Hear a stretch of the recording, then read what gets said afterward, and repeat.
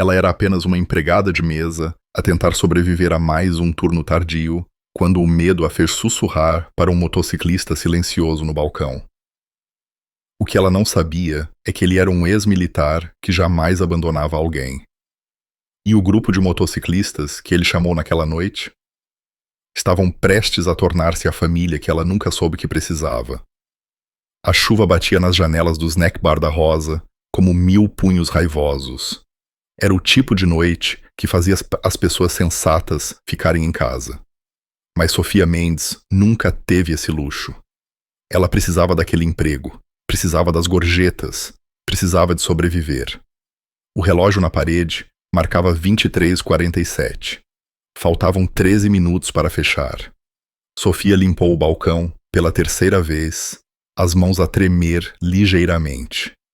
Não do frio, nem da exaustão, mas do homem sentado na mesa número 7.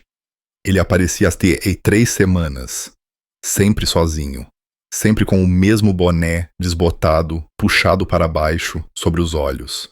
Sempre a pedir café preto e nunca o acabava. E sempre a observá-la. Esta noite parecia diferente. Pior. O seu olhar estava mais pesado, mais intenso. Quando ela deixou cair um garfo há pouco, ele sorriu. Um sorriso fino e frio que lhe embrulhou o estômago.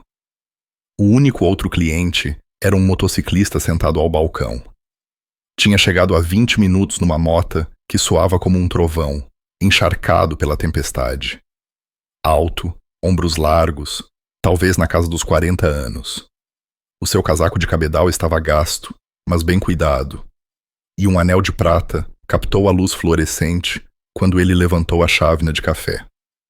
Não tinha dito muito para além do pedido. Café preto, hambúrguer, sem batatas. Mas Sofia tinha notado algo. Sempre que o homem do boné se mexia, os olhos do motociclista piscavam em direção ao reflexo na janela. Sutis, treinado, como se estivesse a ler a sala, sem nunca virar a cabeça. Ela tomou a sua decisão. O seu patrão tinha saído há 1 hora, confiando nela para fechar. O cozinheiro tinha batido o ponto às 23h. Estavam apenas ela, o motociclista e ele. Sofia agarrou a cafeteira com as mãos trêmulas e caminhou em direção ao balcão. O motociclista, cuja etiqueta no interior da gola do casaco ela tinha reparado, lia Ricardo, estava perfeitamente imóvel, as suas mãos calejadas, envolvidas na caneca de cerâmica. Ela enclicou-se, fingindo reabastecer a chávena, embora ainda estivesse meio cheia. Aquele homem tem andado assim a perseguir-me. Ela sussurrou, a voz mal audível por cima do som da chuva. Há 4 semanas. Eu não sei o que fazer. Ricardo não se moveu. Não olhou para ela. Mas algo mudou na sua postura. Um sutil endireitar da coluna. Uma ligeira tensão no maxilar. Os seus olhos, que momentos antes pareciam cansados e distantes, aguçaram-se como uma lâmina a ser desembainhada. Ele deu um gole, lento no café. Há quanto tempo? A sua voz era baixa, rouca. 3 semanas, talvez mais. Ele aparece onde quer que eu vá. O supermercado, a lavandaria. Aqui, sempre a olhar. Ele tocou-te? Não, mas ontem, a sua voz falhou. Ontem, ele estava lá fora, perto da minha casa pré-fabricada, quando cheguei à casa, apenas sentado no seu carro. Quando olhei para ele, ele acenou. Os nós dos dedos de Ricardo ficaram brancos à volta da caneca. Qual é o teu nome? Sofia. Sofia, preciso que voltes para a cozinha. Fica lá até eu te dizer que estás segura. Não saias, não importa o que ouças. Entendido? Ela assentiu com o coração aos saltos. E Sofia? Ele finalmente virou-se para olhá-la. Os seus olhos ainda eram cinzentos, marcados por anos de algo que ela não conseguia nomear. Fizeste a coisa certa ao me contares. Ela apressou-se a voltar para trás do balcão, o pulso acelerado. Através da janela de serviço, ela observou. Ricardo acabou o café lenta e metodicamente. Ele tirou uma carteira gasta, deixou uma nota de 20 euros no balcão por uma refeição de 12 euros e levantou-se. Fechou o casaco de cabedal com calma deliberada, como um homem a preparar-se para algo inevitável. A campainha por cima da porta tocou quando ele saiu para a chuva. Os olhos de Sofia dispararam para a mesa 7. O perseguidor estava sentado, agora alerta. Ele viu Ricardo sair. Por um momento, pareceu incerto. Depois, atirou uma nota de 5 euros para a mesa e apressou-se em direção à porta. Através da janela riscada pela chuva, Sofia viu tudo desenrolar-se como um filme mudo. Ricardo estava parado ao lado da sua mota, de costas para a porta.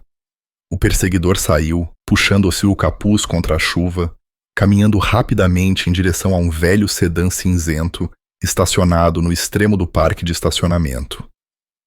Então, Ricardo virou-se. Não foi dramático.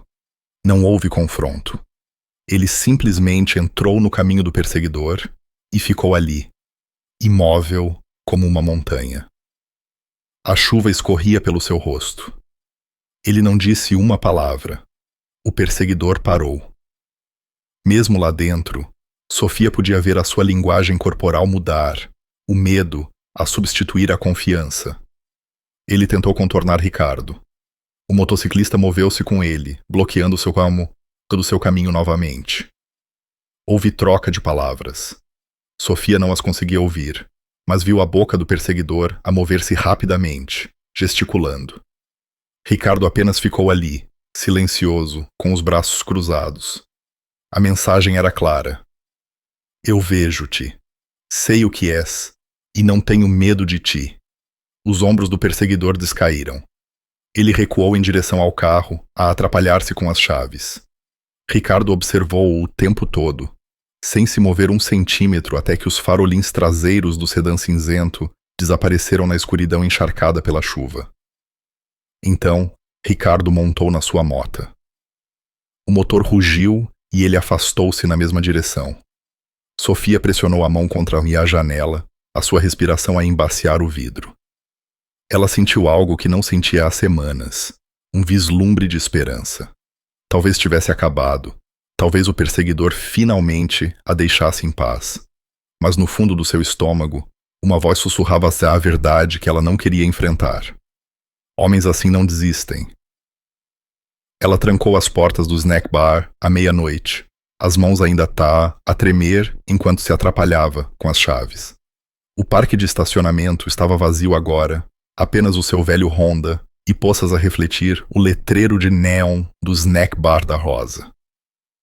Ela conduziu para casa em piloto automático, verificando o retrovisor a cada poucos segundos.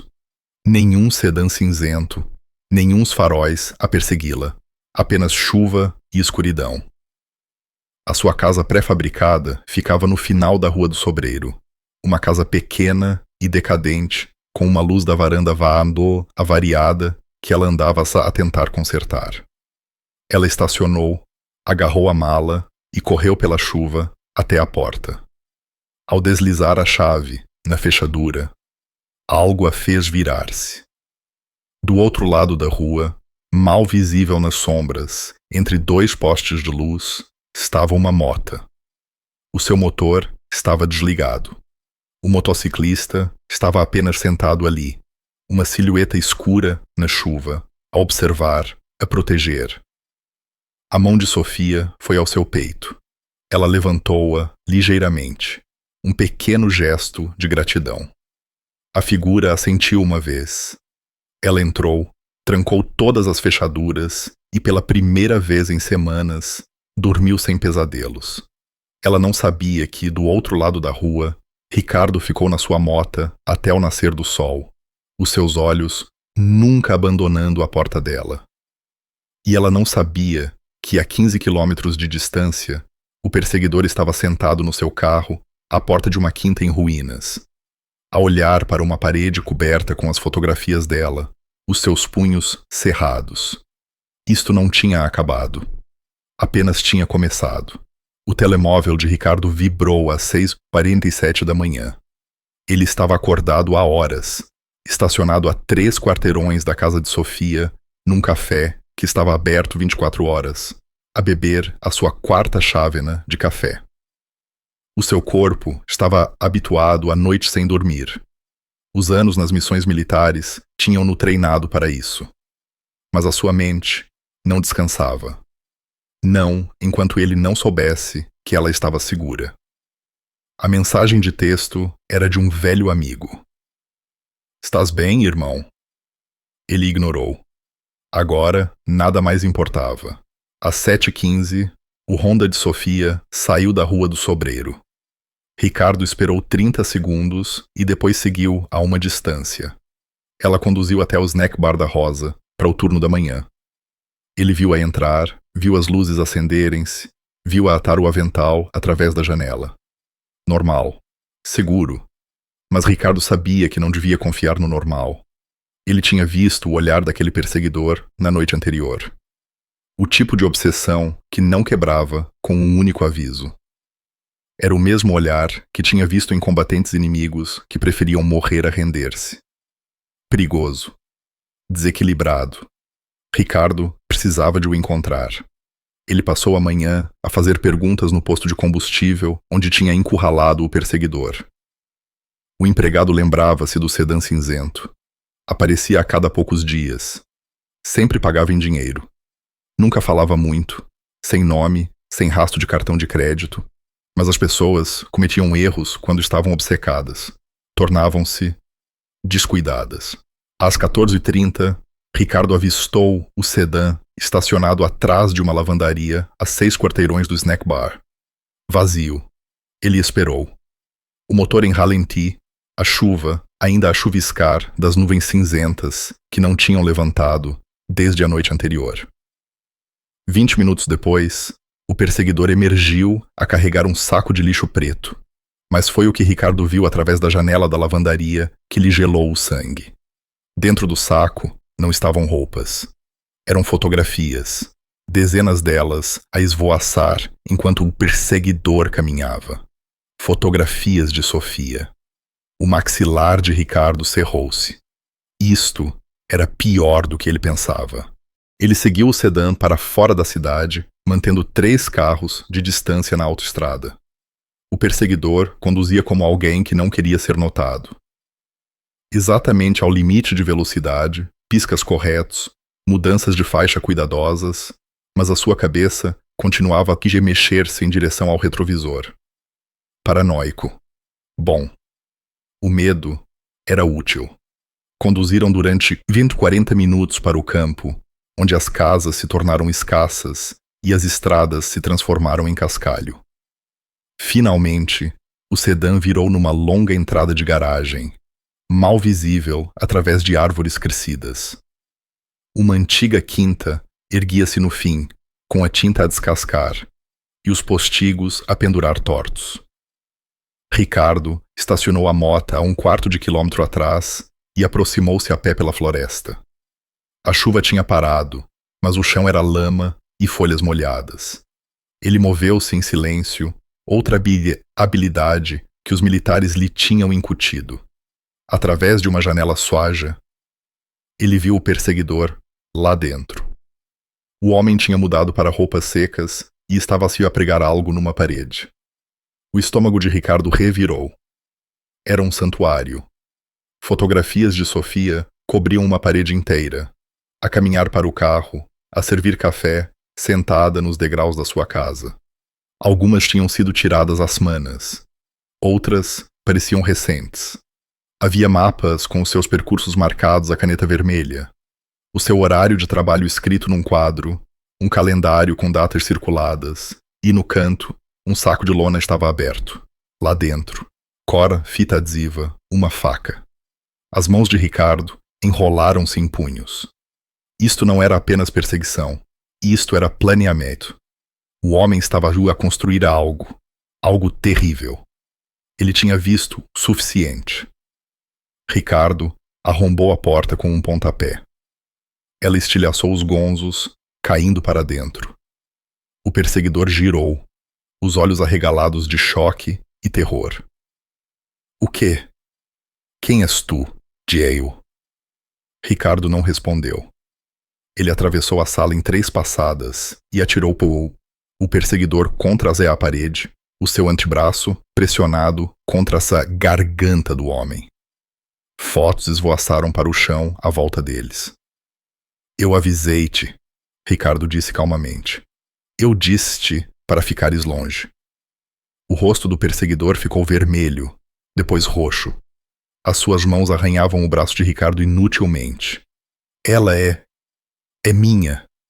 Eu amo. Isso não é amor. A voz de Ricardo era gelada. Isso é doença.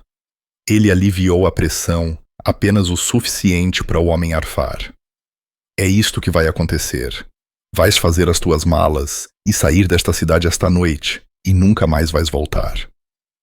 Os olhos do perseguidor piscaram com raiva por baixo do medo. Tu não podes dizer-me. Ricardo puxou-o para a rua à frente e atirou-o novamente contra a parede com mais força. Uma fotografia emoldurada caiu e estilhaçou-se. Acabei de o fazer. E se eu te vir perto dela novamente, se eu sequer souber que estás a menos de 80 quilômetros desta cidade, o que eu te farei vai fazer-te desejar que eu tivesse chamado a polícia. Ele soltou-o. O perseguidor caiu de joelhos, a tossir. Ricardo caminhou até a parede e começou a arrancar as fotografias, a enrugá-las nas mãos. Tens 12 horas. Ele saiu, deixando a porta pendurada nos gonzos. Enquanto Ricardo regressava à cidade, o seu telemóvel vibrou novamente. O mesmo amigo.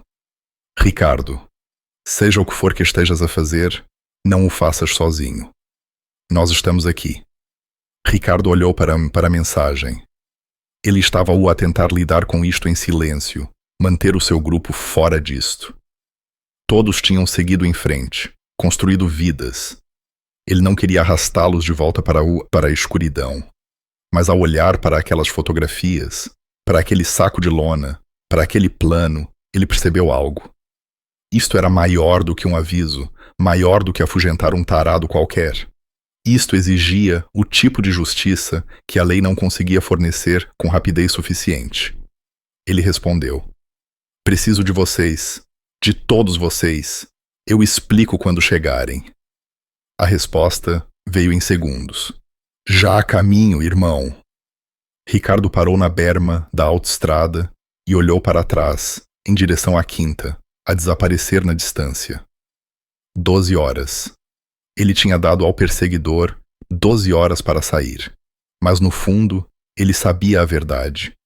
Homens assim não fugiam. Eles intensificavam.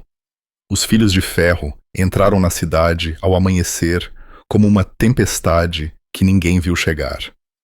5 motas, 5 homens, cada um carregando décadas de poeira da estrada, más decisões redimidas e uma lealdade forjada no fogo que a maioria das pessoas nunca entenderia.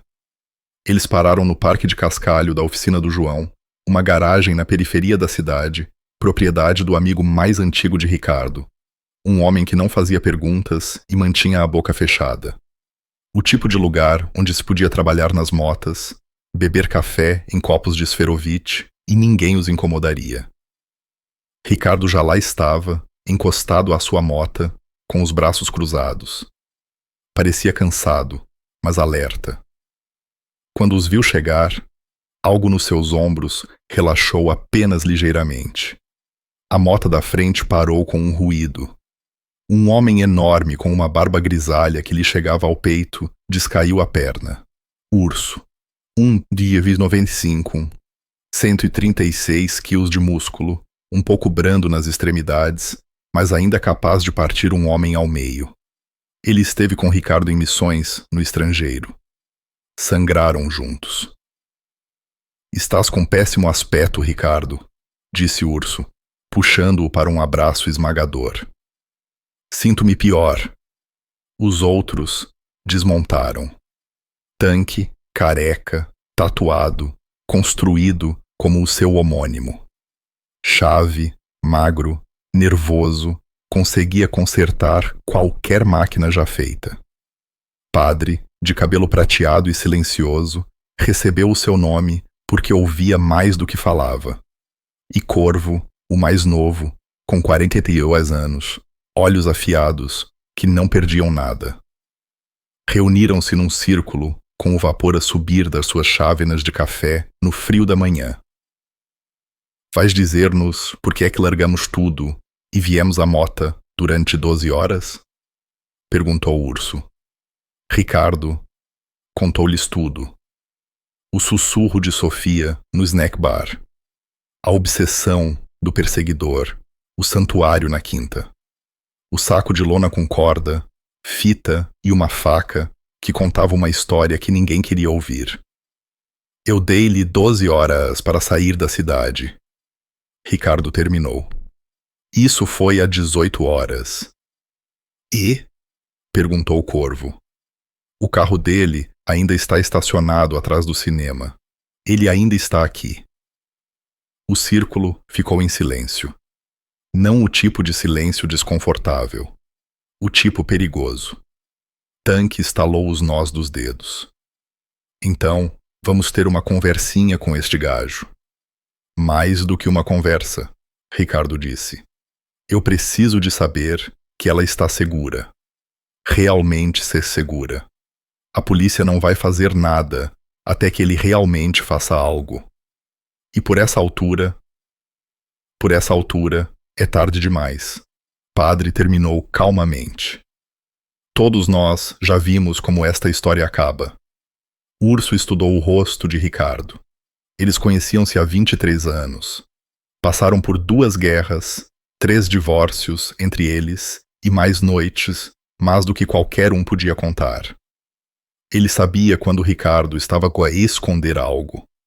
Esta rapariga, disse Urso lentamente. Ela é especial para ti. Ricardo encarou-o.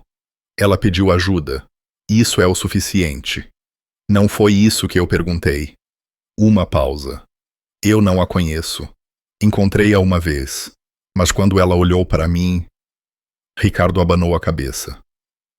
Ela estava a afogar-se, Urso, e mais ninguém lhe estava a tirar uma corda.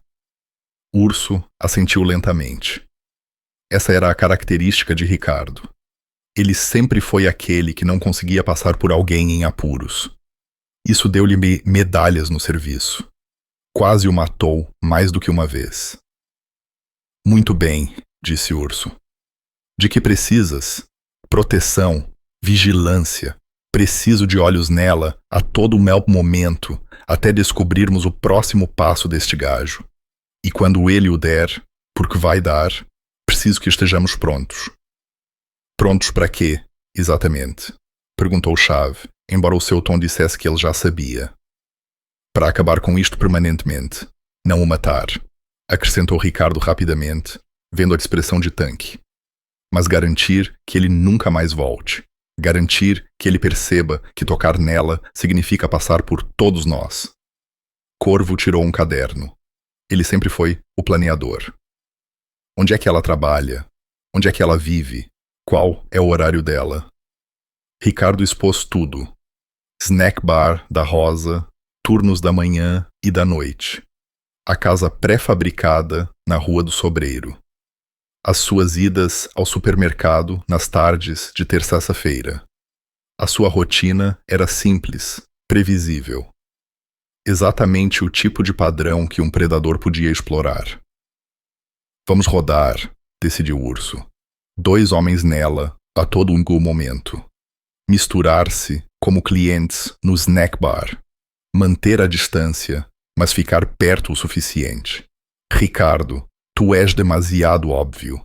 Ele viu-te. Tu vais coordenar daqui. Não, disse Ricardo categoricamente. Eu não vou ficar de fora. Tu és o único que ele conhece. Se ele te vir de novo, vai entrar em pânico. Pode fazer algo estúpido e apressado. Nós precisamos dele calmo, a pensar que ainda está no controlo, até estarmos prontos para agir. Ricardo quis discutir. Todo o seu instinto gritava para estar lá, a vigiar Sofia. Mas Urso tinha razão. Estratégia acima da emoção. Era isso que mantinha os soldados vivos. Está bem, disse ele. Mas no segundo em que algo correr mal, tu serás a primeira chamada. Urso deu-lhe uma palmada no ombro. Nós protegemos os nossos, irmão. E tu acabas de fazer desta rapariga uma das nossas. Padre falou pela primeira vez, a sua voz suave, mas certa. Há mais uma coisa que deves saber, Ricardo. Homens como este perseguidor, eles não funcionam com lógica. Eles funcionam com fantasia. E quando essa fantasia é ameaçada, eles tornam-se violentos. Então, nós não ameaçamos a fantasia, disse Corvo. Nós partimos-la completamente, disse Urso. Fazemo-lo perceber que ela nunca foi dele para começar. Tanque sorriu, e não era uma expressão agradável. Eu sou bom a partir coisas. Passaram a hora seguinte a planear. Rotações de turnos, protocolos de comunicação, sinais. Já tinham conduzido operações em piores condições, em território hostil com balas a voar. Isto era apenas proteger uma rapariga assustada de um homem doente. Já tinham enfrentado piores probabilidades. À medida que o sol subia, os filhos de ferro montaram nas suas motas um por um e dispersaram-se pela cidade como sementes no vento. Invisíveis, vigilantes, à espera. Ricardo ficou sozinho na garagem, a olhar para o telemóvel. Ele queria ligar a Sofia, avisá-la. Mas o que diria? Olá, agora tenho um grupo de motociclistas a tomar conta de ti. Em vez disso, enviou uma simples mensagem de texto a Urso. Mantém-na segura. A resposta veio imediatamente. Pela nossa vida, irmão. Sofia reparou neles no seu segundo turno. 2 homens que nunca tinha visto antes, sentados em mesas separadas. Um era enorme, com uma barba grisalha, a pedir panquecas e café a cada hora. O outro era careca e coberto de tatuagens, a fingir ler um jornal com 3 dias. Eles não eram subtis, mas também não eram ameaçadores, apenas presentes. Quando ela levou o quarto café ao homem barbudo, ele levantou o olhar e sorriu. Faz um bom café, menina. Obrigada, ela disse, cuidadosamente. Está de passagem? Algo assim. Cidade agradável, calma. Havia algo nos olhos dele, um olhar perscrutador que a fazia lembrar Ricardo. A mesma consciência vigilante, o mesmo sentido de violência mal contida, controlada por escolha, não por incapacidade. Ela não sabia por quê, mas sentia-se mais segura com eles ali. Por volta das 14 horas, ela quase se convenceu de que talvez Ricardo tivesse afugentado o perseguidor de vez. 3 dias sem ver o sedã cinzento. 3 dias sem sentir olhos a rastejar sobre a sua pele. Talvez tivesse finalmente acabado. Ela estava a levar o lixo para fora quando percebeu o quão errada estava. O caixote do lixo ficava atrás do snack bar, num beco estreito que cheirava ali a gordura e borras de café velhas. Sofia escorou a porta das traseiras com um tijolo, contra os códigos de segurança contra incêndio. Mas ela odiava ficar trancada fora, e puxou o saco pesado em direção ao recipiente. Ela ouviu passos atrás de si, tarde demais. Sofia, o seu sangue, e gelou. Aquela voz, familiar agora, venenosa. Ela virou-se. O perseguidor estava só a 1,5 metros de distância, bloqueando o seu caminho de volta para a porta. Ele tinha perdido peso. Os seus olhos estavam injetados e selvagens, orlados por olheiras escuras. O boné tinha desaparecido, revelando o cabelo oleoso colado ao crânio. Tu contaste a alguém sobre mim, ele disse.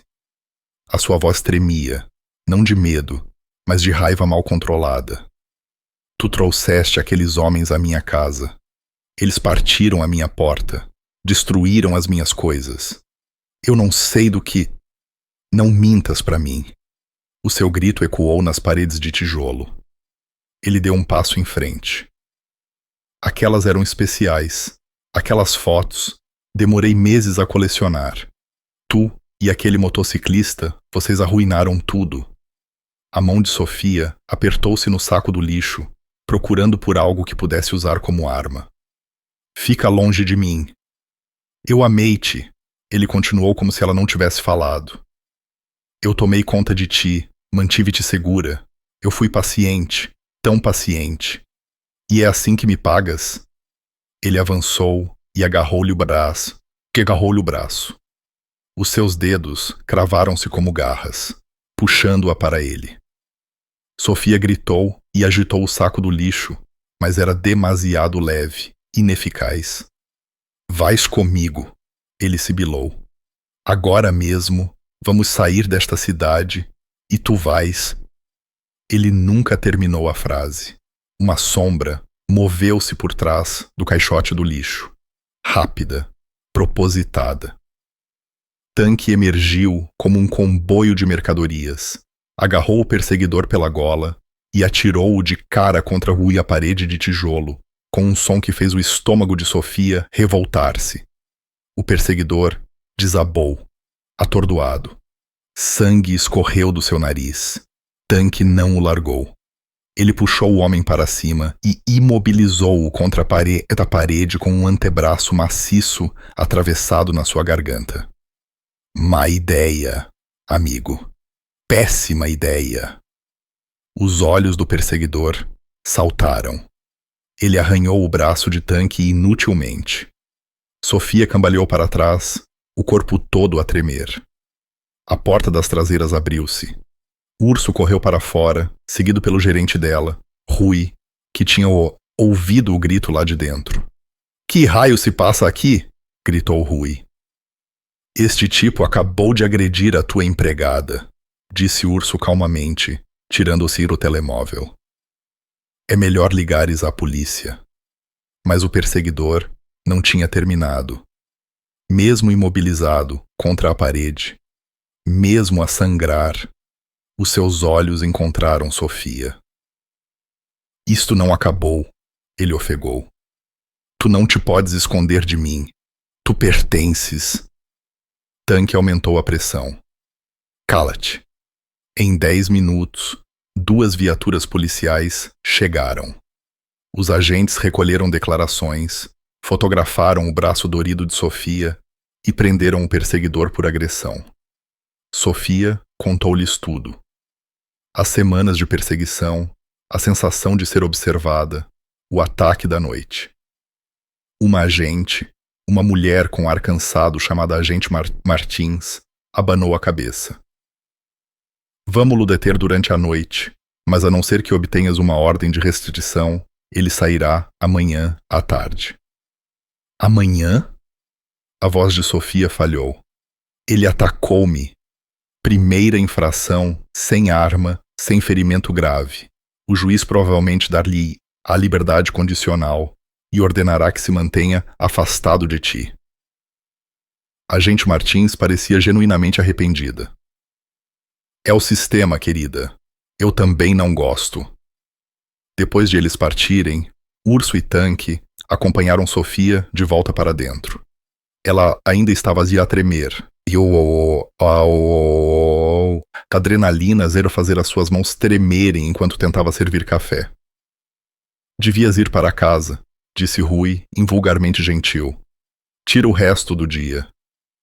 Não posso ficar sem ordenado. Tira com ordenado. Ele apertou-lhe o ombro desajeitadamente e retirou-se para o escritório. Urso sentou-se ao balcão. Tens um lugar seguro para ficar esta noite? Só a minha casa pré-fabricada. Isso não é seguro. Ele tirou o telemóvel e escreveu algo. Ricardo vai querer saber disto. Quem são vocês? Perguntou Sofia, calmamente. Amigos de um amigo, disse Urso. E neste momento, também somos teus amigos. 10 minutos depois, A mota de Ricardo rugiu no parque de estacionamento. Ele entrou pela porta do snack bar como um furacão, o rosto fixo numa expressão que fez até Rui recuar. Os seus olhos encontraram Sofia imediatamente. "Estás magoada?" Ela mostrou-lhe as nódoas negras no braço. O maxilar dele cerrou-se tão apertado que ela conseguia ouvir os seus dentes a ranger. "Onde é que ele está?" "Detido no distrito", disse Tanque. "Mas sai amanhã." Ricardo virou-se para Urso. "A quinta. Verificaste?" "Enviei Corvo e Padre há 1 hora. Eles vão ligar em breve." O telemóvel de Ricardo vibrou. Ele atendeu, ouviu e a sua expressão ficou mais escura. "Diz isso outra vez?" "Tudo." "Cristo." "Ok. Fica aí, não toques em mais nada." Ele desligou e olhou para Sofia. Quando falou, a sua voz era cuidadosa, controlada. "Há quanto tempo vives naquela casa?" 2 anos. "Por quê?" "Ele tem andado a observar-te há mais tempo do que 3 semanas. Eles encontraram um armazém alugado com um nome falso. 6 meses de fotos de vigilância, mapas do teu apartamento antes de te mudares. Ele tem andado a seguir-te há pelo menos 1 ano. A sala girou. Sofia agarrou o balcão para se firmar. 1 ano. 1 ano inteiro da sua vida. E ela tinha sido uma presa o tempo todo, sem saber. Ele tinha outra coisa. Ricardo continuou. A voz gentil, apesar da raiva, a queimar nos seus olhos. Um bilhete de avião, só de ida, datado para amanhã à noite. 2 lugares. A implicação pairava no ar como veneno.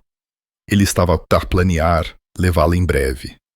Talvez até esta noite, se Tanque não estivesse lá. "Temos de agir", disse Urso. "Ele vai pagar a fiança amanhã. E quando o fizer, vai entrar em pânico." Ricardo terminou. "Animais encurralados são os mais perigosos." Ele olhou para Sofia. "Não vais ficar sozinha esta noite, nem em noite nenhuma, até que isto acabe. Entendido?"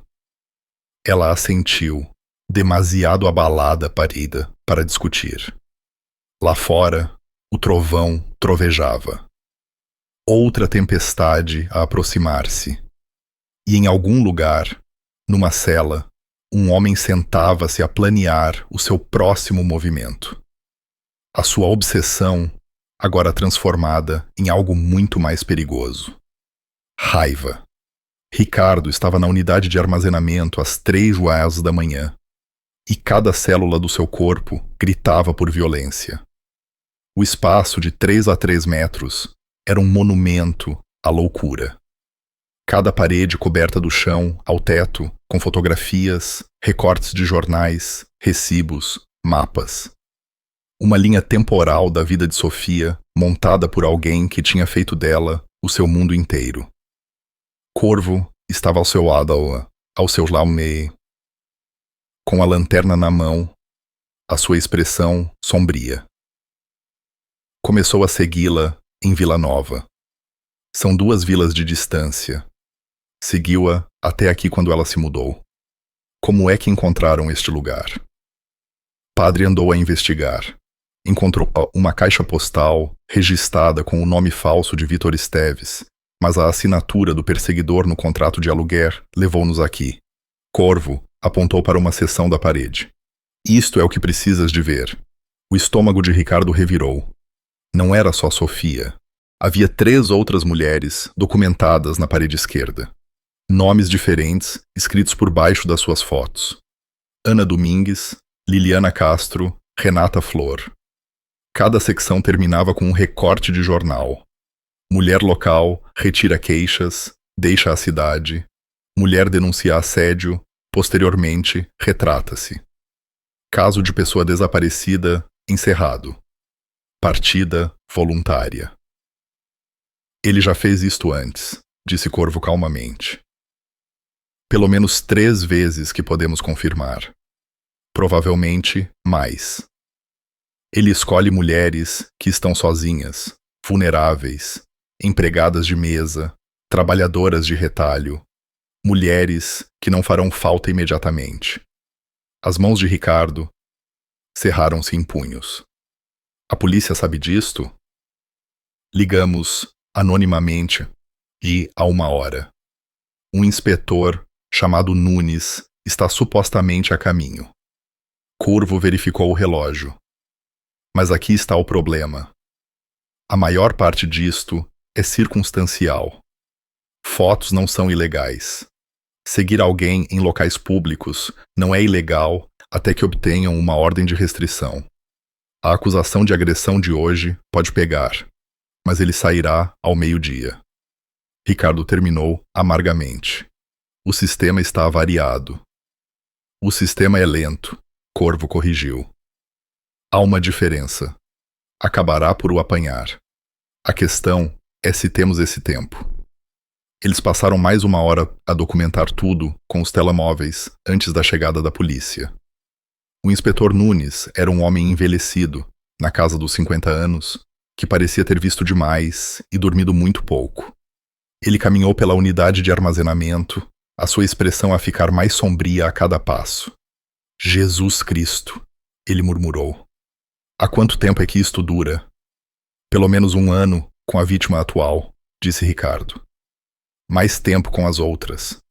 Nunes apontou para os recortes de jornais. Lembro-me desta. Renata Flor. Há 5 anos. Ela estava apavorada. Apresentou 3 queixas policiais e, de repente, fez as malas e saiu da cidade durante a noite. Nunca mais soubemos dela. Achas que ele a assustou ou algo pior? Perguntou Corvo. Não sei, mas vou descobrir agora. Nunes tirou o rádio. Vou chamar a polícia judiciária. Isto está para além da nossa jurisdição. Podemos estar a lidar com um perseguidor em série, possivelmente pior. Será o suficiente para o manter preso? Pressionou Ricardo. Nunes hesitou. Honestamente, talvez. Se o juiz vir isto, o considerar um risco de fuga e perigo para a comunidade. Mas não posso prometer nada. A agressão é apenas uma contraordenação. Ele não tem antecedentes que consigamos encontrar. Provavelmente, porque usa nomes diferentes. A audiência de fiança dele é às 10h da manhã. Ricardo verificou o telemóvel. 7 horas. Preciso de fazer umas chamadas. De volta à oficina do João, os filhos de Ferro reuniram-se para um conselho de guerra. Tanque andava de um lado para o outro, como um animal enjaulado. Então, vamos apenas esperar. Esperar que algum juiz faça a coisa certa. Nós não esperamos, disse Urso. Nós planeamos para o pior. Padre estava calado, a estudar um mapa da cidade. Agora ele falou. Se ele conseguir a fiança, ele tem 2 hipóteses: fugir ou terminar o que começou. Ele não vai fugir, disse Ricardo, com certeza. Eu vi os olhos dele ontem. Isto já não é sobre amor, se é que alguma vez foi. É sobre controlo. Nós tiramos-lhe isso. Ele vai querer o de volta. Então, ele vem atrás de Sofia, concluiu Chave. Esta noite, Ricardo concordou. Depois de escurecer, quando ele pensa que não estamos à espera. Urso recostou-se na cadeira. Então vamos deixá-lo vir. A sala ficou em silêncio. Todos entenderam o que ele estava a sugerir. Uma armadilha, disse Tanque, lentamente. Usá-la como isco. Não. A voz de Ricardo foi cortante. Nós não a arriscamos, mas fazemo-lo pensar que ela está vulnerável. Atraí-lo para onde controlamos a situação. Corvo já estava a esboçar num bloco de notas. O snack bar da Rosa. Ele conhece o layout. Zona de conforto para ele. Dizemos a todos que Sofia está a fazer o turno de fecho. Só ela sozinha, como antes. A notícia vai espalhar-se, vai chegar até ele. Ele virá pela porta das traseiras, disse Padre. O mesmo que antes. É o padrão dele. Então, vamos estar à espera, disse Tanque, estalando os nós dos dedos. Todos nós. Nem todos, Ricardo corrigiu. Sofia precisa de estar num lugar seguro, onde ele não a consiga encontrar, mesmo que isto corra mal. O urso tirou o telemóvel. A minha irmã tem uma cabana 3 horas a norte, sem serviço de telemóvel, isolada. Vou pedir-lhe para ir buscar Sofia esta tarde. Ela vai querer ir? Perguntou Chave. Ela parece ser do tipo teimoso. Ricardo lembrou-se do medo nos olhos dela quando ela lhe mostrou as nódoas negras. Ela vai. Ela está assustada e é inteligente o suficiente para saber que isto não acabou. E a polícia? Perguntou o padre. O Nunes parecia ser de confiança. Mantemo-lo informado, disse Ricardo. Mas nós tratamos disto à nossa maneira. Quando estiver feito, entregamo-lo ao Nunes, embrulhado para presente. Limpo, legal, mas por um triz. Urso levantou-se e os outros seguiram-no. Muito bem. Corvo, tu tratas da logística. Câmaras de segurança, linhas de visão, rotas de fuga. Tanque e Chave, vocês ficam com o equipamento. Padre, tu coordenas com o Nunes, de forma não oficial, mas mantém-no por perto. Ricardo, tu falas com Sofia. E tu? Perguntou Ricardo. Urso sorriu. E era o sorriso de um homem que passou 20 anos a aprender a magoar pessoas de forma eficiente. Eu vou àquela audiência de fiança. Quero ver o rosto do homem que estamos prestes a quebrar. Às 9h30 da manhã, Ricardo encontrou Sofia, na sua casa, a enfiar roupas numa mala, com as mãos a tremer. Ela parecia que não dormia. Urso contou-te? Ele perguntou da soleira da porta. Ela assentiu. A irmã dele está a levar-me para uma cabana qualquer. Diz que estarei segura lá. Estarás. E tu? Os olhos dela encontraram os dele.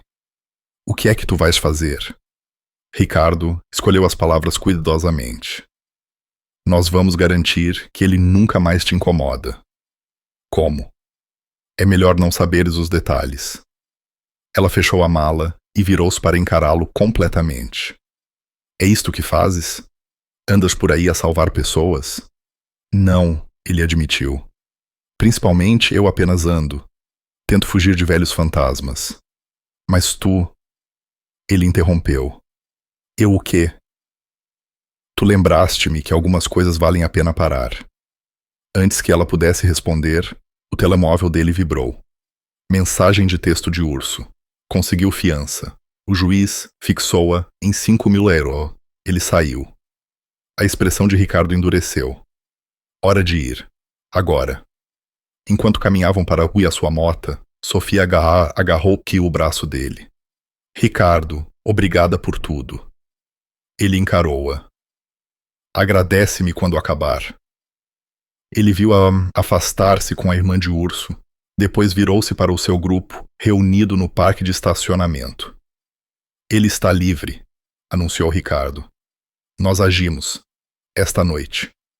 Os filhos de ferro assentiram em uníssono. A armadilha estava montada. Agora, só tinham de esperar que o predador caísse nela. O letreiro do snack bar da Rosa cintilava na escuridão como um coração a morrer. 21:47. 13 minutos até fechar. Exatamente como naquela primeira noite. Lá dentro, uma única figura movia-se atrás do balcão. Uma mulher com um uniforme de empregada de mesa, cabelo loiro puxado para trás num rabo de cavalo, a limpar mesas. De longe, através das janelas molhadas pela chuva, ela parecia exatamente a Sofia. Mas não era Sofia.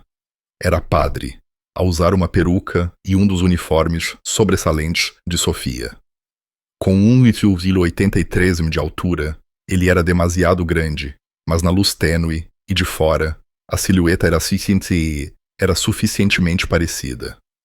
O isco não precisava de ser perfeito. Apenas precisava de ser credível. Tanque estava agachado atrás do caixote do lixo, no beco, a sua respiração controlada e silenciosa. Corvo estava no telhado do snack bar, deitado, a observar o parque de estacionamento através de binóculos. Chave estava sentado numa carrinha do outro lado da rua, a monitorizar 3 câmaras que tinham instalado naquela tarde. Urso estava dentro da cozinha do snack bar, escondido atrás da câmara frigorífica, e Ricardo esperava perto da porta das traseiras, encostado à parede e em sombras tão profundas que ele podia muito bem ter sido invisível.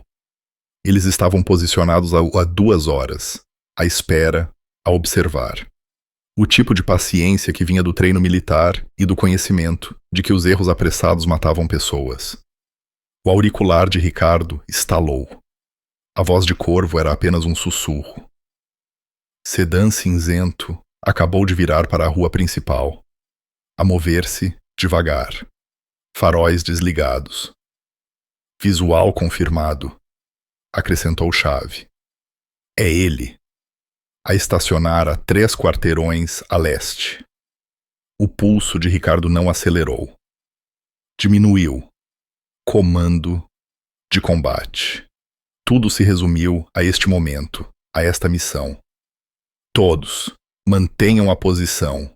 Deixem-no vir até nós.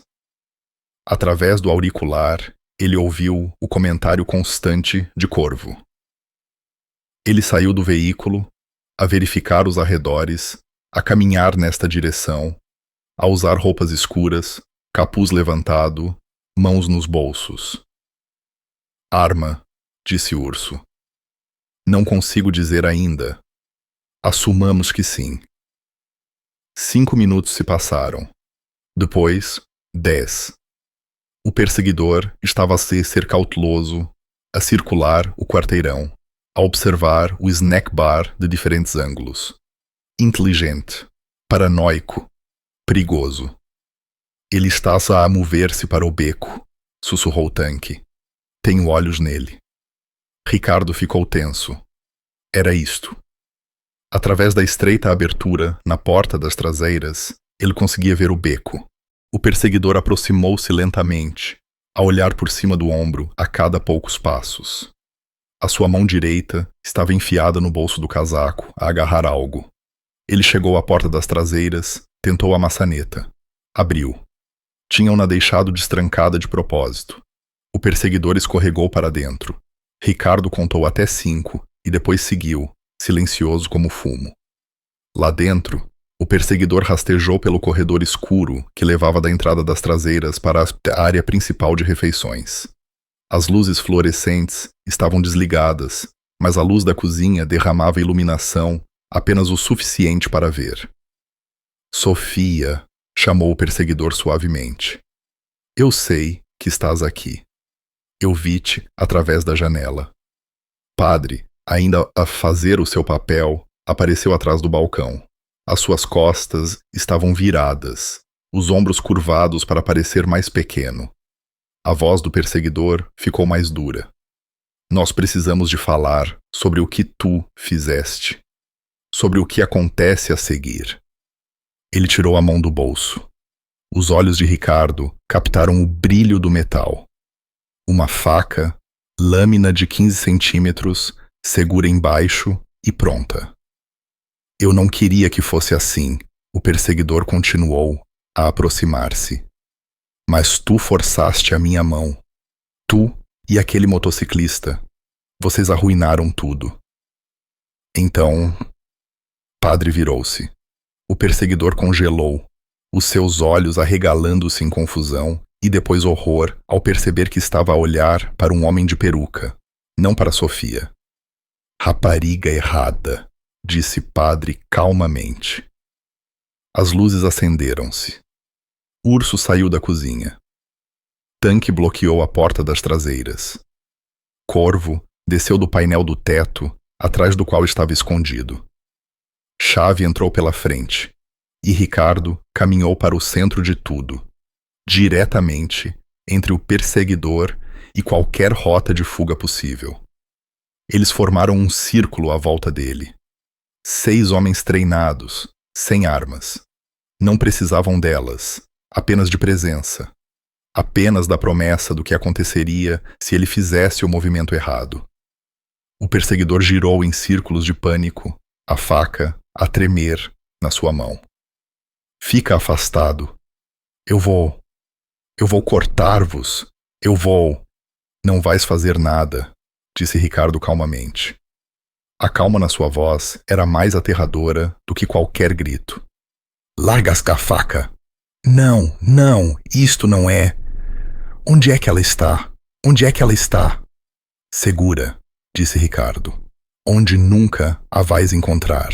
Onde nunca a vais tocar.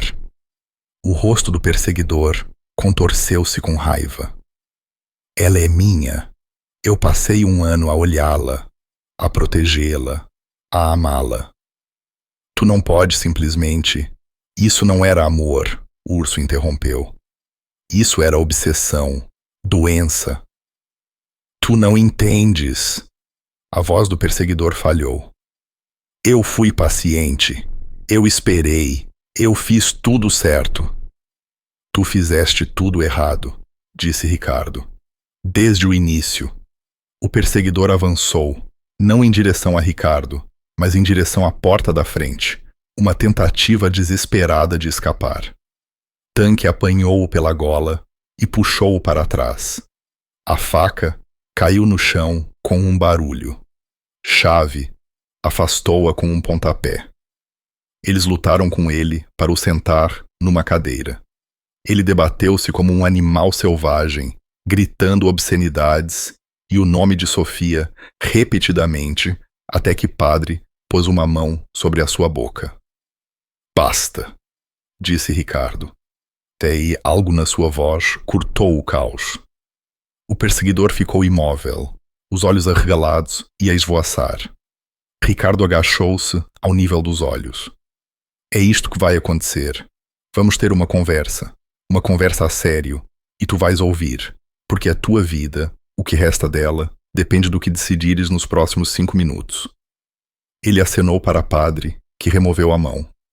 O perseguidor respirava descompassadamente, o suor a escorrer pelo seu rosto. Tu não podes fazer isto. Isto é sequestro. Agressão. Eu vou ligar à polícia. Força! Ricardo gesticulou para o telefone na parede. Liga-lhes. Diz-lhes que invadiste um snack bar fechado com uma faca para atacar uma mulher que tens perseguido há 1 ano. Vê como isso funciona. A boca do perseguidor trabalhou silenciosamente. Ricardo continuou. Tu ouves a nossa oferta. Que oferta? As palavras saíram como um lamento. Urso tirou um telemóvel e reproduziu um vídeo. A unidade de armazenamento, cada parede, cada fotografia, cada detalhe doentio da obsessão do perseguidor, gravado em alta definição. Nós entregamos tudo isto à polícia, disse Urso. Juntamente com informações sobre as tuas outras vítimas. Ana Domingues, Liliana Castro, Renata Flor. A polícia judiciária está a montar um caso neste momento. O rosto do perseguidor ficou branco. Mas aqui está a questão, disse Ricardo. Isso demora tempo. Investigações, julgamentos, advogados. E se, entretanto, tu estás em liberdade sob fiança, e Sofia está a olhar por cima do ombro pelo resto da vida. Então, estamos a oferecer-te uma escolha, acrescentou Tanque, a sua voz como cascalho. O caminho fácil ou o caminho difícil? Chave avançou com uma mochila. Ele abriu o fecho, revelando um bilhete de autocarro, 500 reais em dinheiro e uma nota. O caminho fácil, explicou Ricardo. Tu levas este bilhete. Parte em 2 horas para Berlim. Tu entras naquele autocarro. Nunca mais voltas a este país. Nunca mais contactas Sofia. Nunca mais persegues outra mulher. Tu desapareces e procuras terapia. E tu consertas o que está avariado dentro de ti. E se eu não o fizer? A voz do perseguidor era mal audível. Ricardo inclinou-se mais perto. Então, nós levamos-te para a fronteira e garantimos que percebes, física e permanentemente, o que acontece aos homens que magoam mulheres. E depois, nós ainda entregamos as provas à polícia. Vais estar a fugir tanto da lei como de nós pelo resto da tua vida miserável. A sala caiu em silêncio, exceto pelo zumbido do frigorífico e a respiração irregular do perseguidor. Eu amei-a, ele sussurrou. Não, disse Ricardo firmemente. Não amaste, mas talvez, se fores inteligente, aprendas o que o amor realmente significa um dia. O amor verdadeiro não tira, não aprisiona, não aterroriza. O urso pousou a mochila no chão. O relógio está a andar. O autocarro parte à meia-noite. Qual vai ser? O perseguidor olhou para o rosto de cada um deles. Não viu misericórdia, nem negociação, apenas certeza fria. Os seus ombros caíram. O autocarro, ele sussurrou. Eu levo o autocarro. Escolha essa inteligente, disse Corvo. Levaram-no à estação em silêncio. Viram-no comprar um café numa máquina de vendas com as mãos a tremer. Viram-no embarcar no autocarro com a sua mochila. E nada mais. Quando o autocarro se afastou, Ricardo tirou o telemóvel e ligou ao inspetor Nunes. Está feito, ele disse. Ele foi-se embora. Tu ainda ficas com o teu caso, mas a ameaça imediata acabou. Nunes ficou em silêncio por um momento.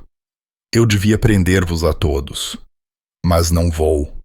Outra pausa. Não, não vou. Por vezes, o sistema precisa de ajuda. Apenas não me faças arrepender disto, Ricardo. Não vais. A luz da manhã filtrou-se pelas janelas do snack bar como uma bênção. Sofia estava no parque de estacionamento, a olhar para o letreiro de neon familiar enquanto a irmã de urso se afastava. Ela tinha passado 3 dias naquela cabana. 3 dias de silêncio, pinheiros e o lento desdobramento de um ano de medo. Urso tinha lhe ligado no dia anterior. Acabou. Podes voltar para casa. Ela perguntou o que tinha acontecido. Ele disse apenas: Estás segura agora. Isso é tudo o que importa.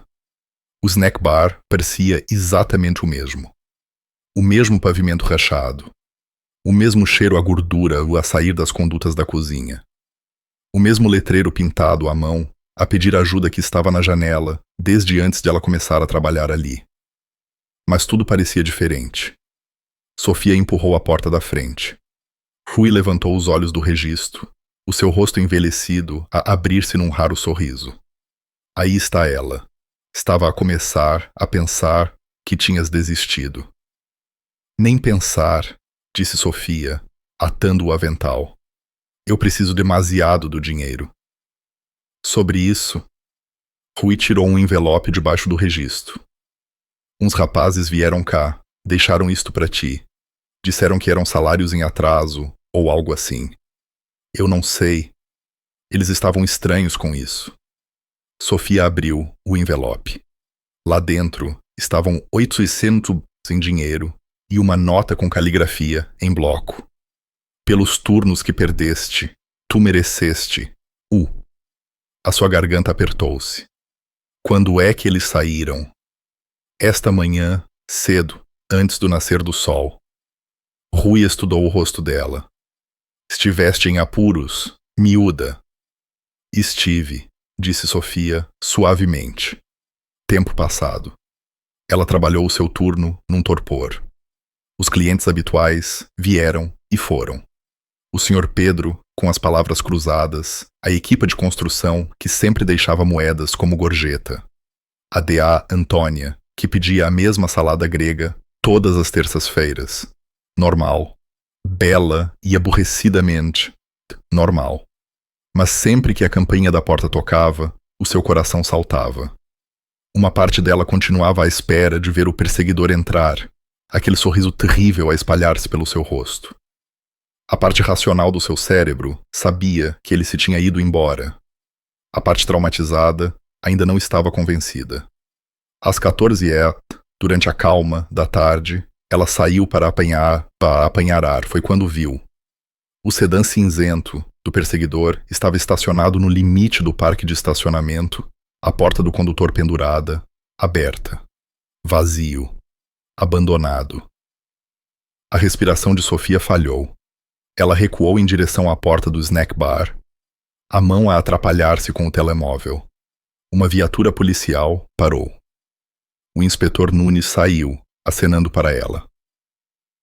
Está tudo bem, menina Mendes. Estamos apenas a recolher provas. Aquele é o carro dele. Era o carro dele, Nunes corrigiu, caminhando.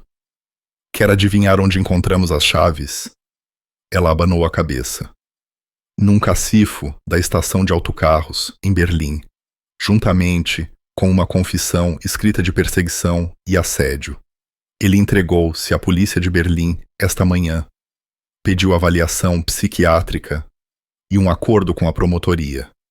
Os joelhos de Sofia ficaram fracos. Ele confessou?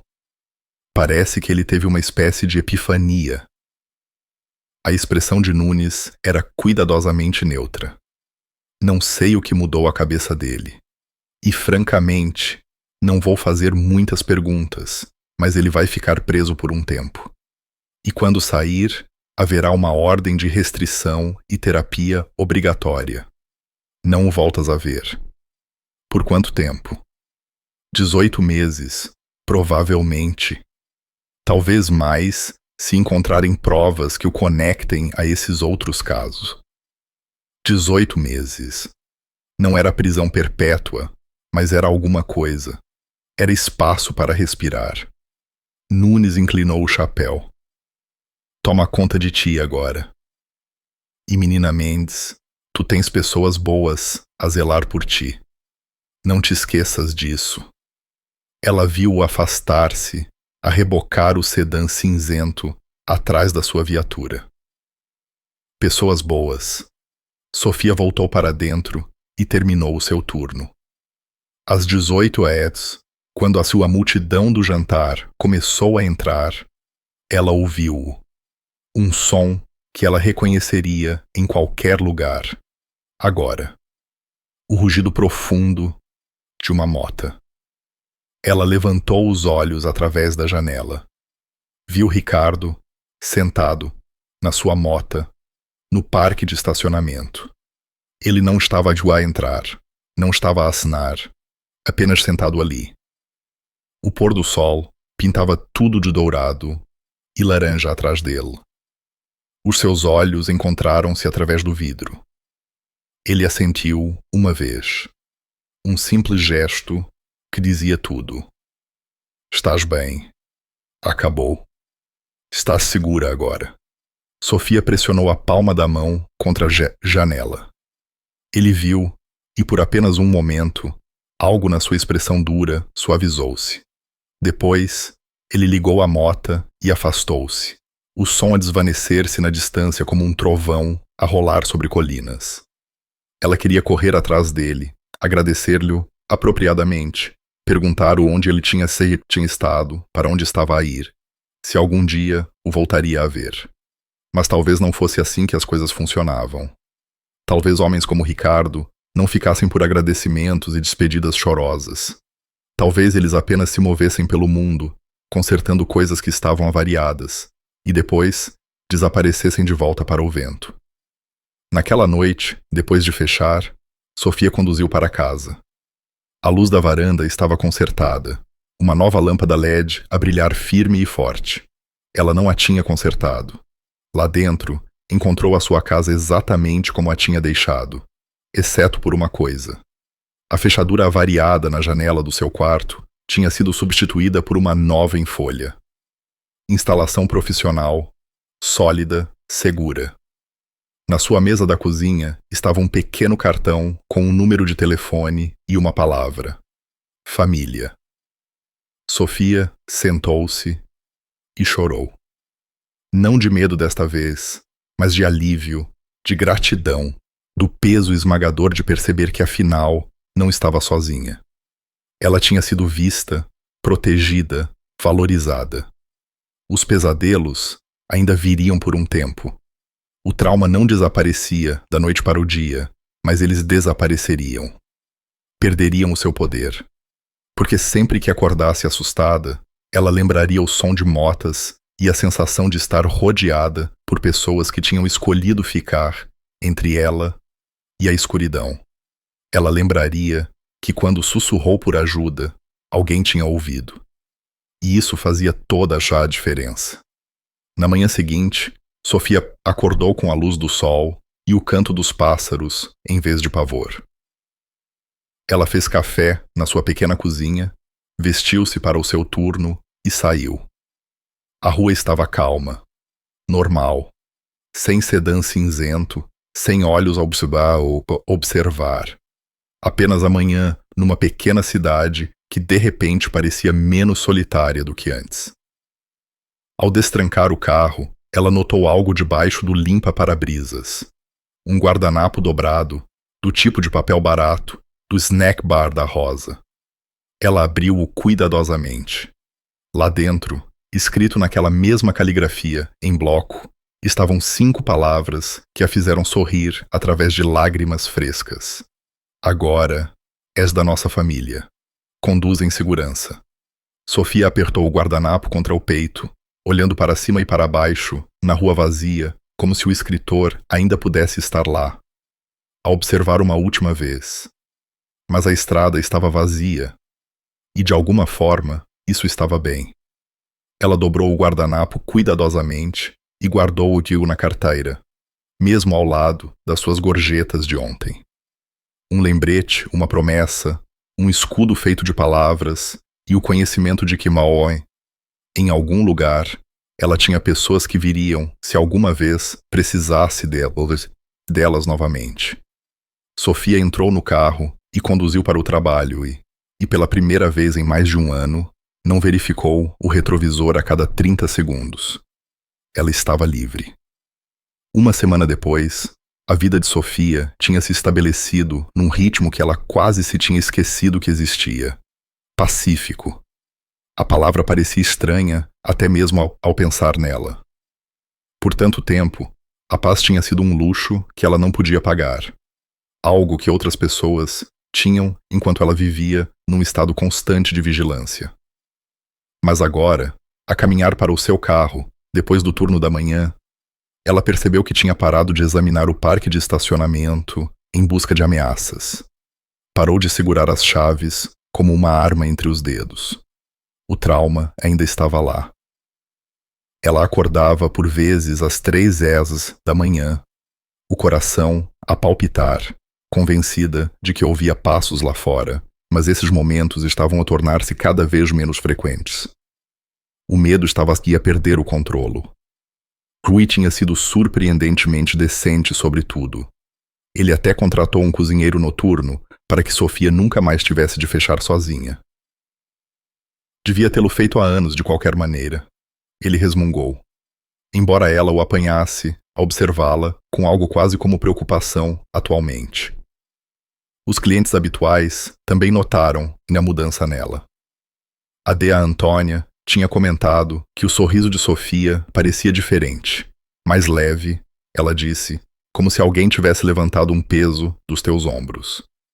5 homens em motas tinham levantado um peso que ela carregava há tanto tempo que se tinha esquecido de como era estar de pé direita. Quinta-feira à tarde, Sofia estava a reabastecer a estação de café quando ouviu aquele som profundo, trovejante, inconfundível. Múltiplas voz. A sua cabeça levantou-se rapidamente.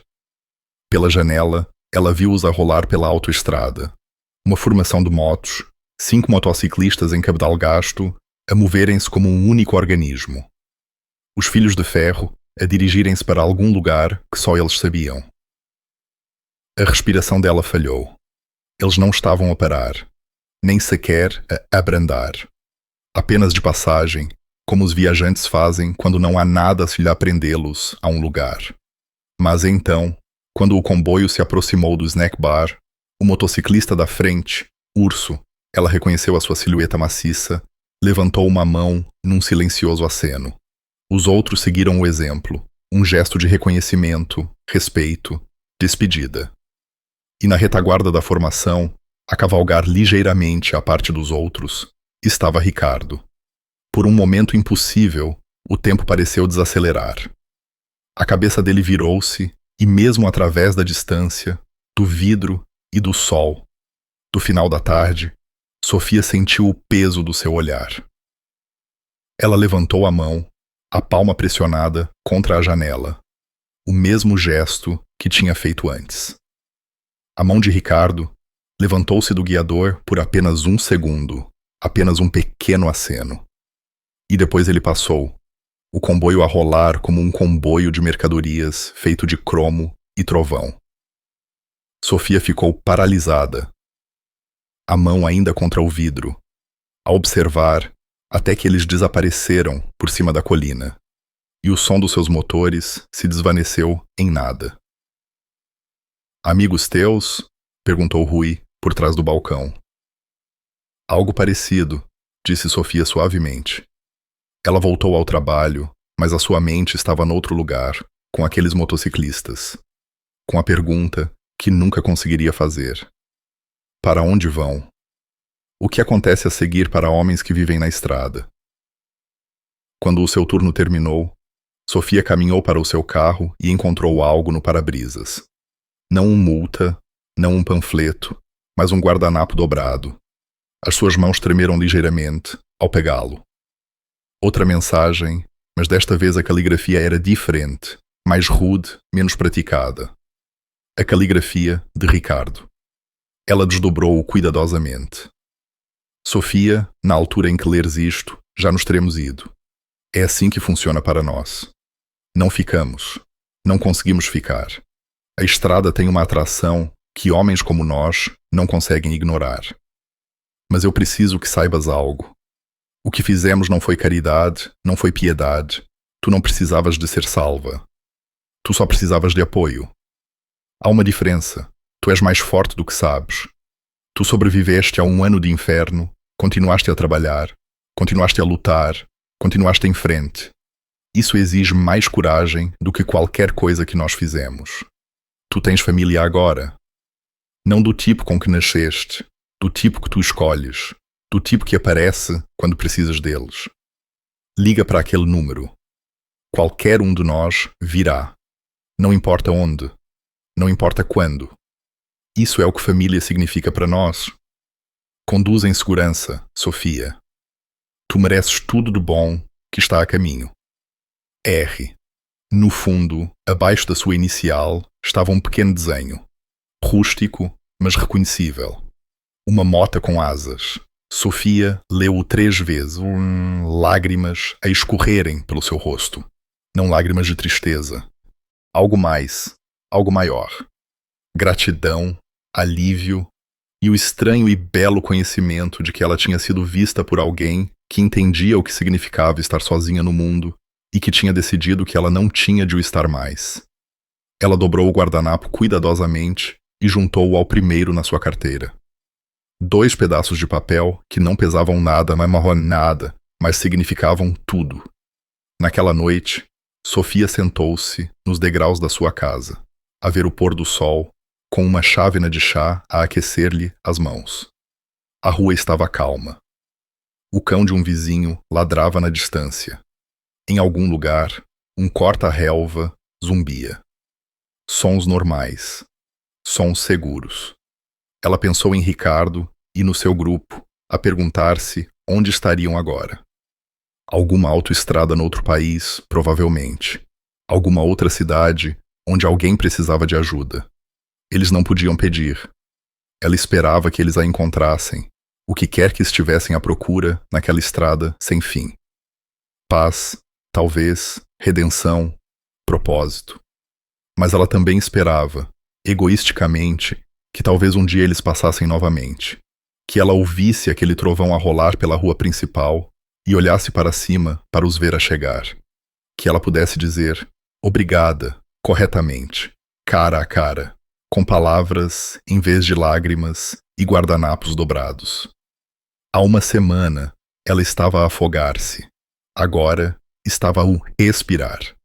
E foi porque um motociclista cansado estava sentado ao seu balcão no momento exato, e ela tinha sido corajosa o suficiente para sussurrar a verdade.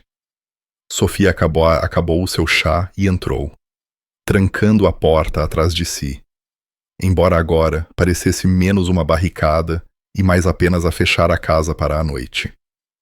Ela preparou-se para dormir, acertou o alarme para o turno da manhã e deitou-se na escuridão.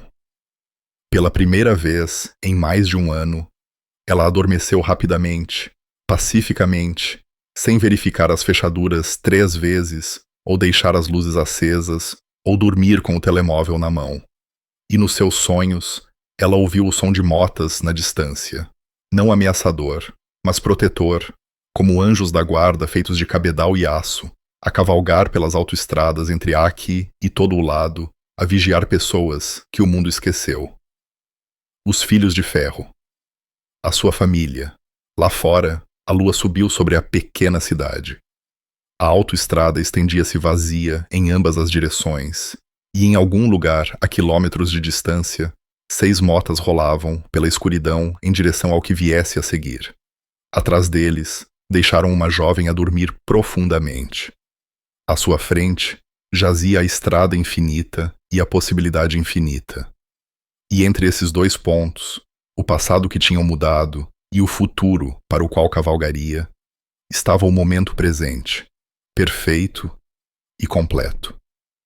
Um sussurro respondido, uma ameaça terminada, uma vida salva. Outra história, escrita na linguagem da lealdade, dos motores e do tipo de justiça que não espera por tribunais ou permissões. O tipo que simplesmente aparece quando alguém sussurra, preciso de ajuda, e recusa-se a sair até que essa pessoa esteja segura. Esse era o caminho dos filhos de ferro. Esse era o caminho da estrada. E em algum lugar, na escuridão, Ricardo sorriu, acelerou e continuou a cavalgar, porque havia sempre outra cidade, sempre outra pessoa que precisava de alguém para ficar entre ela e a escuridão. E a estrada continuava para sempre. Se gostou desta história intensa e cheia de ação, não se esqueça de subscrever o canal para não perder as próximas narrativas. Deixe o seu comentário abaixo a dizer o que achou da jornada de Sofia e dos Filhos de Ferro. E claro, um gosto no vídeo se esta história tocou o seu coração.